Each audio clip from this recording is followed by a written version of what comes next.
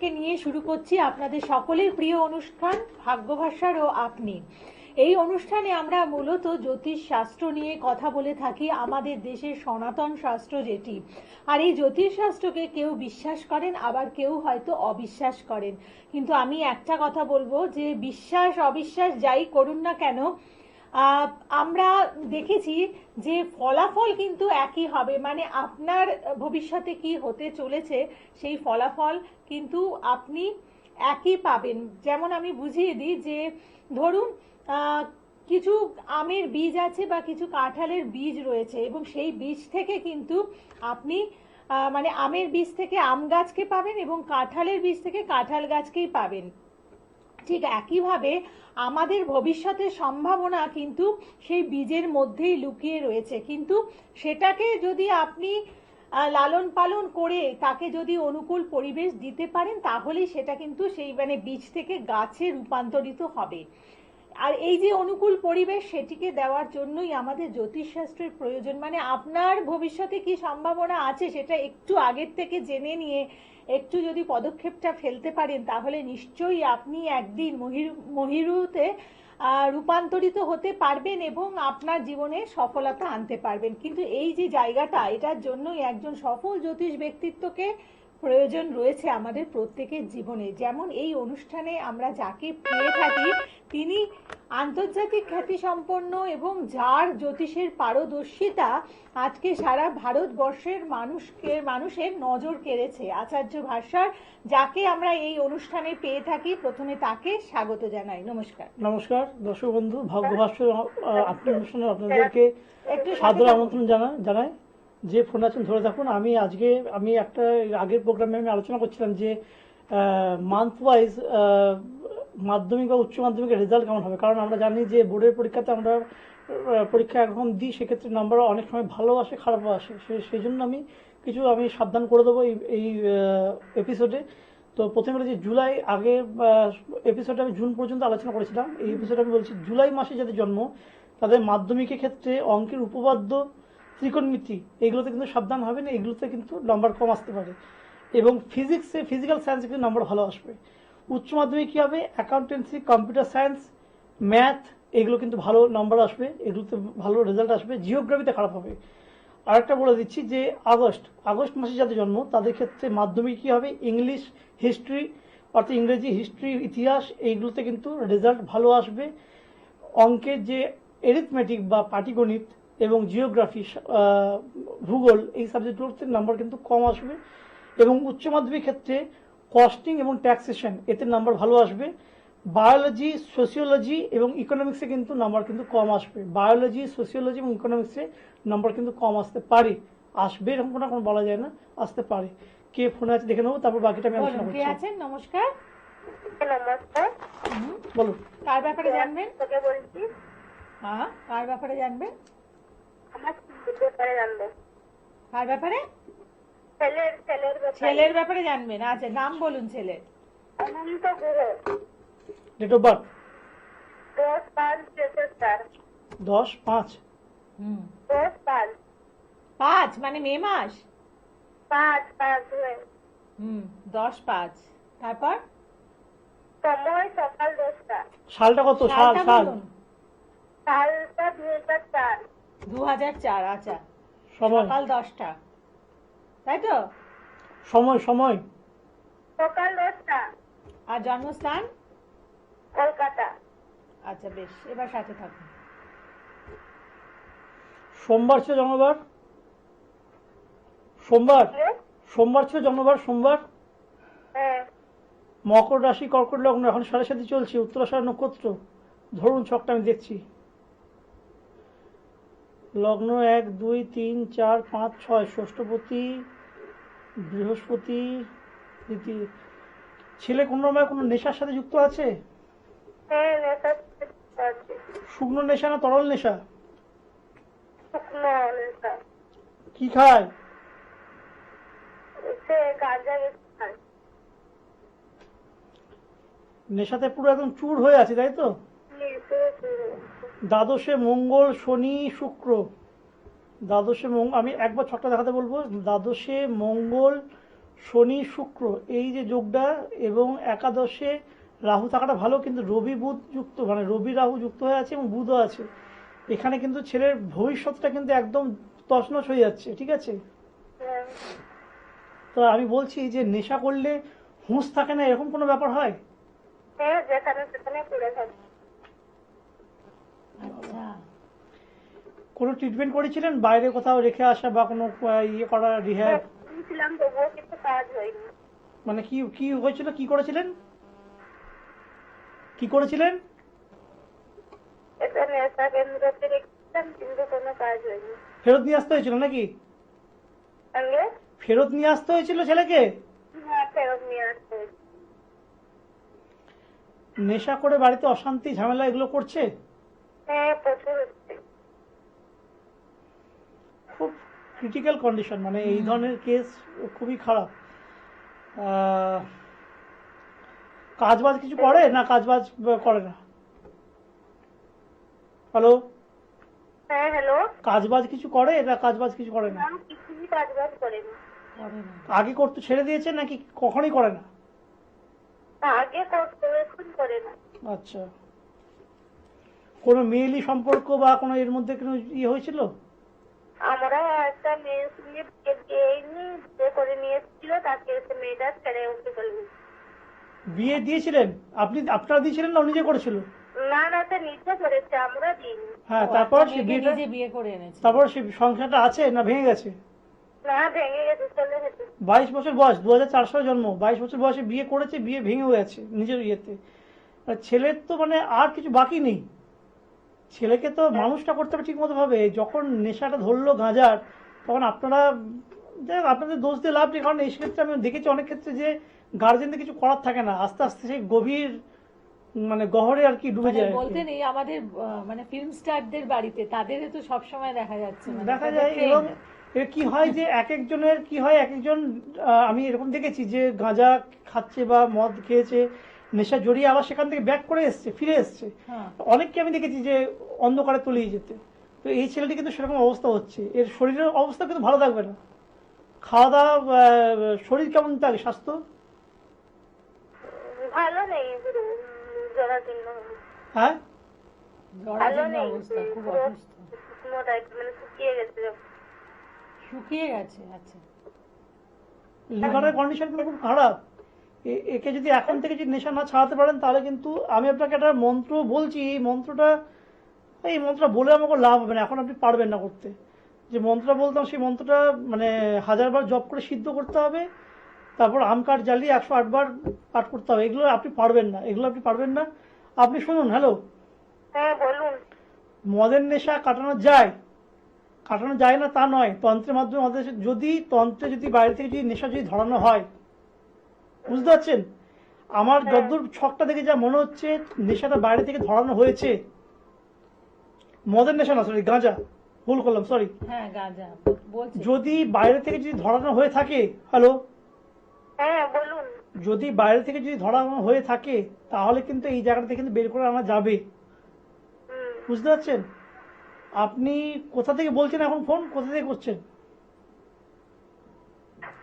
আমি হ্যাঁ, ব্যারাকপুর থেকে। ব্যারাকপুর ব্যারাকপুর থেকে থেকে। ফোন করছে। আচ্ছা, ব্যারাকপুরের ওইদিকে আপনি কোনো অ্যাস্ট্রোলজার, তন্ত্রের যারা কাজ করে, যারা জ্যোতিষ তন্ত্রের সাথে যুক্ত, কারো কাছে গিয়ে ছেলের ছবি, ছেলের নাম, গোত্র এগুলো নিয়ে যাবেন, বুঝেছেন?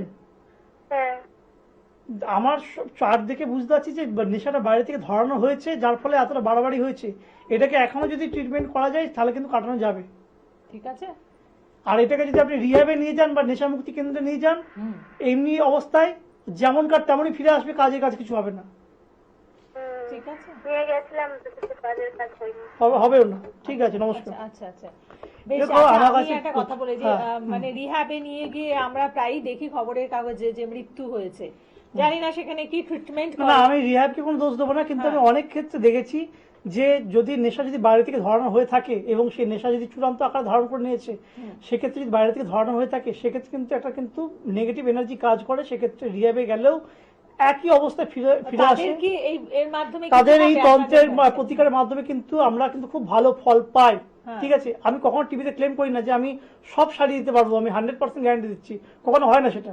কিন্তু আমি বলছি যে আমি কিন্তু যে কেসগুলো নিই সেগুলোর ক্ষেত্রে কিন্তু ম্যাক্সিমাম ক্ষেত্রে কিন্তু উপকার পাই, ঠিক আছে। এবং সেক্ষেত্রে আমি গার্জেনকে বলে দিই যে আপনাদের কিন্তু ওয়েট করতে হবে, ওই 21 দিনে বা 27 দিনে বা 30 দিনে রেজাল্ট করে এলো না তো, আপনি করে দিলেন না তো, এই করলে কিন্তু আমি পারবো না করতে। কিন্তু যদি ধৈর্য ধরে যদি আসতে পারেন তাহলে কিন্তু সেক্ষেত্রে কিন্তু আমি কিন্তু রেজাল্টের দায়িত্ব নিতে পারি। কারণ প্রচুর মানুষের এরকম সন্তান আছে মদের নেশায় গাঁজার নেশায় ডুবে গেছে একদম, এবং সেখান থেকে বেরোতে পারছে না। সব থেকে বড় ট্র্যাজেডি যে অনেকে বেরিয়ে যায়, অনেকে বেরোতে পারে না। সে বেরোনোর ক্ষেত্রে কিন্তু বাইরে থেকে যদি নেশা ধরানো হয় প্রতিকার সম্ভব। আমি যেটা নিয়ে আলোচনা করছিলাম সেটা আমি বলে দিই একটু। সেপ্টেম্বর মাসে result, যাতে মাধ্যমিক উচ্চ মাধ্যমিক রেজাল্ট, হ্যাঁ। কোন নাম্বারগুলো ভালো, কোন সাবজেক্টগুলোতে নাম্বার ভালো আসবে খারাপ আসবে। সেপ্টেম্বরে যাদের জন্ম তাদের ক্ষেত্রে কিন্তু বাংলা, ফিজিক্যাল সায়েন্স এবং ম্যাথামেটিক্স, অঙ্ক, মাধ্যমিকে কিন্তু এগুলোতে ভালো নাম্বার আসবে। খারাপ আসবে কিসে? ইতিহাসে। উচ্চ মাধ্যমিক ক্ষেত্রে কি হবে? অ্যাকাউন্টেন্সি, কম্পিউটার সায়েন্স, ফিজিক্স, এই সাবজেক্টগুলোতে কিন্তু নম্বর কিন্তু ভালো আসবে। এবং খারাপ আসবে কিসে? Chemistry, political science, commercial law এবং কেমিস্ট্রি, পলিটিক্যাল সায়েন্স এবং কমার্শিয়াল ল, এইগুলোতে রেজাল্ট কিন্তু ভালো আসবে। আর এরপর আসছি আমি অক্টোবরে যাদের জন্ম তাদের ক্ষেত্রে কিন্তু মাধ্যমিকে জিওগ্রাফি অর্থাৎ ভূগোল, লাইফ সায়েন্স নাম্বার ভালো আসবে। অপশনাল সাবজেক্ট হিসেবে যদি ম্যাথামেটিক্স কেউ নিয়ে থাকে তাহলে কিন্তু নাম্বার কিন্তু ভালো আসবে না। আর উচ্চ মাধ্যমিক ক্ষেত্রে বলছি যে অঙ্ক, ম্যাথামেটিক্স, বায়োলজি, সোশিওলজি, ইকোনমিক্স, এই সাবজেক্টগুলোতে নম্বর কিন্তু ভালো আসবে। এবং খারাপ আসবে কিসে? Statistics, Bengali, Bangla, English, physics, এই সাবজেক্টগুলোতে কিন্তু রেজাল্ট কিন্তু ভালো আসবে না। তো আর দুটো মাস আছে আমি বলে দিই। হ্যাঁ। নভেম্বর মাসের ক্ষেত্রে মাধ্যমিকের যারা ফিজিক্যাল সায়েন্সে ফিজিক্স, কেমিস্ট্রি, ম্যাথ, এই তিনটে সাবজেক্ট নিয়ে কিন্তু একটা চিন্তার ব্যাপার রয়েছে। ইতিহাস, বাংলা, কম্পিউটার, এগুলো কিন্তু ভালো রেজাল্ট হবে। উচ্চ মাধ্যমিক ক্ষেত্রে costing, taxation, biology, political science এবং ইংলিশ, এগুলোতে কিন্তু খারাপ আসতে পারে। খারাপ। ভালো কিসে আসবে? ম্যাথামেটিক্স, অঙ্ক, হ্যাঁ, ফিলোসফি, অ্যাকাউন্টেন্সি, এগুলোতে কিন্তু যেটাই বললাম। ডিসেম্বর মাসে কি হবে? মাধ্যমিক ক্ষেত্রে ইংলিশ, লাইফ সায়েন্স, হিস্ট্রি, ইতিহাস, এগুলোতে কিন্তু খারাপ নম্বর আসতে পারে।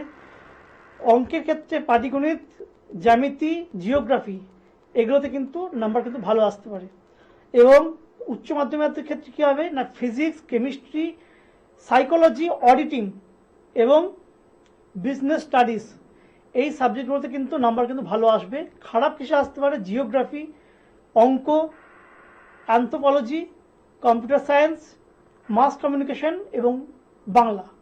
বেশ। তো মানে আরেকটা ব্যাপার দেখুন, এই জায়গাগুলো কিন্তু আচার্য ভাষার বিশেষভাবে না, মানে আমাকে তো এই সাবজেক্টগুলোকে আমাকে পড়াশোনা করতে হয়। কথা হচ্ছে হ্যাঁ। অ্যাকাউন্টেন্সিতে কেন খারাপ যাচ্ছে, কমার্শিয়াল লতে কেন ভালো যাচ্ছে, এই যে বা কিন্তু অন্য অনুষ্ঠানে পাবেন না, এই যে স্ট্যাটিস্টিক্সে জায়গাগুলো কেন, আপনারা পাচ্ছেন। হ্যাঁ, স্ট্যাটিস্টিক্সে কেন খারাপ যাচ্ছে, বা ইকোনমিক্স কেন ভালো আসছে, এইগুলোর প্রত্যেকটা সাবজেক্টের গ্রহজনিত সম্পর্ক রয়েছে। সেখান থেকে স্টাডি করে মাস ওয়াইজ, মান্থলি ওয়াইজ, মানে যার যে মাসে জন্ম সেই অনুযায়ী আমি কিন্তু এই প্রেডিকশনটা কিন্তু করছি।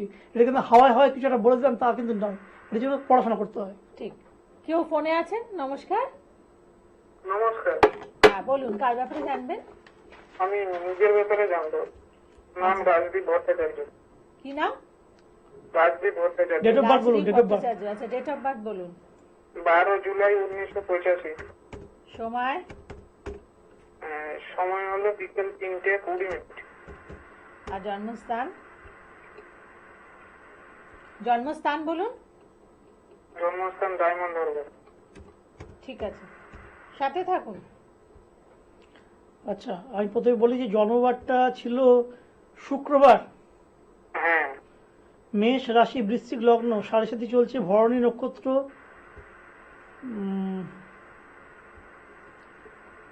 চন্দ্ররাহু গ্রহণ দোষ তৈরি করেছে 1, 2, 3, 4, 5, 6, সপ্তমে শুক্র। আপনার বিবাহ আছে না ভেঙে গেছে? না, বিবাহ নেই এখন, ভেঙে গেছে। মানে বিয়ে করেছিল। ভেঙে গেছে। এটা নিয়ে কোনো রকম সপ্তম স্থানটা নিয়ে আমি আসছিলাম। সপ্তম স্থানে যেটা প্রবলেম, সেটা হচ্ছে যে মামলা মোকদ্দমা এই বিয়ে নিয়ে, বিয়ে ভাঙা বা এই নিয়ে কোনো রকম কোর্ট কাছারি কেস টেস কিছু চলছে? হ্যাঁ চলছে। আপনার বিয়ে বলতে ভেঙে গেছে, আপনার ওয়াইফ আপনার সাথে সম্পর্ক ইয়ে ছিল নাকি অন্য কোনো সম্পর্কে জড়িত ছিল বলে আপনার মনে হয়? আমার ওই মানে অন্য সম্পর্কে আছে। এখন কি টাকা পয়সা কিছু ক্লেম করছে? হ্যাঁ টাকা যাবে। মানে সেটা কি ওই খোরপোশ টাইপের এরকম টাইপের নাকি? হ্যাঁ হ্যাঁ বিবাহিত যখন জীবন ছিল তখন প্রচন্ড অশান্তি ছিল, প্রচন্ড ঝামেলা অশান্তি। হ্যাঁ প্রচুর ঝামেলা। মানে ওই মানে একটা অন্য সম্পর্কে নিয়ে ওই নিয়ে আমি একটু হ্যাঁ, সেই নিয়ে আপনাদের মধ্যে ঝামেলা লাগতো। হ্যাঁ এই যে ঝামেলা লাগতো, যখন ঝামেলা লাগতো তখন কোন রকম ভাবে আপনার যে শাশুড়ি, তার কোনো ইন্ধন বা তার ইন্টারফারেন্স, মানে তার নাক গলানো, এই ব্যাপারটা দেখতেন আছে? হ্যাঁ পুরোটাই আমার শাশুড়ি এর জন্য দায়ী, মানে সবসময় তার মেয়েকে ইন্ধন জুগিয়ে গেছে। এটা আপনার প্রবলেম না, এটা অনেক আমার কাছে দম্পতি আসে যাদের অনেক মানে বিবাহিত জীবনটা খারাপ হয় স্বামী স্ত্রীর থেকে বেশি হচ্ছে বাড়ির লোকজন থেকে। যাই হোক, কিন্তু আপনার রিলেটিভদের আপনার ম্যানিপুলেশনে স্ত্রী কিন্তু ব্যভিচারিণী, মানে আপনার স্ত্রী কিন্তু, আমি যা ছকে যা ইয়ে মানে আপনার ছক থেকে আমি যেটুকু যা বুঝতে পারছি, তাতে আপনার স্ত্রীর কিন্তু মানে বিয়ের আগে থেকেই সম্পর্ক থেকে থাকা উচিত।